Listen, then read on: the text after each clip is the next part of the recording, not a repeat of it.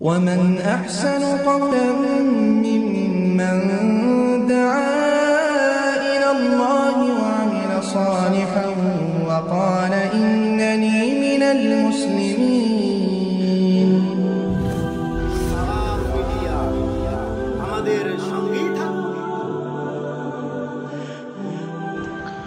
ওয়ালাইকুম আসসালাম ওয়া রাহমাতুল্লাহি ওয়া বারাকাতুহু। যে আমাদের একদিনই ভাই জনাব আফিউর রহমান জানতে চেয়েছেন যে ছোট্ট শিশুদেরকে কত বছর পর্যন্ত মায়ের দুধ খাওয়ানো যাবে।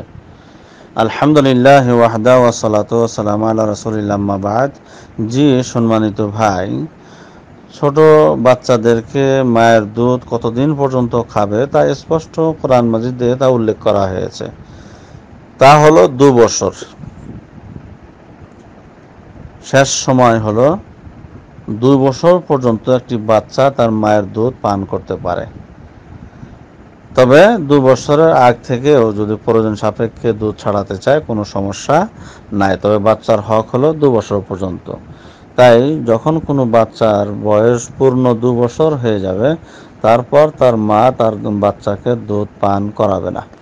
তবে যদি বিশেষ প্রয়োজন হয় এবং সেই দুধের বাইরে যদি অন্য খোরাক সে না গ্রহণ করে, তাহলে সেই ক্ষেত্রে বিশেষজ্ঞর পরামর্শ অনুযায়ী সেটা গ্রহণ করা উচিত।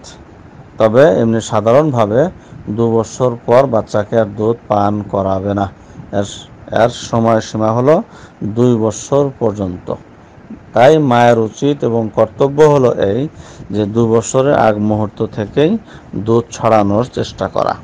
বাকি আল্লাহু আ'লাম বিস-সাওয়াব। আসসালামু আলাইকুম ওয়া রাহমাতুল্লাহি ওয়া বারাকাতুহু।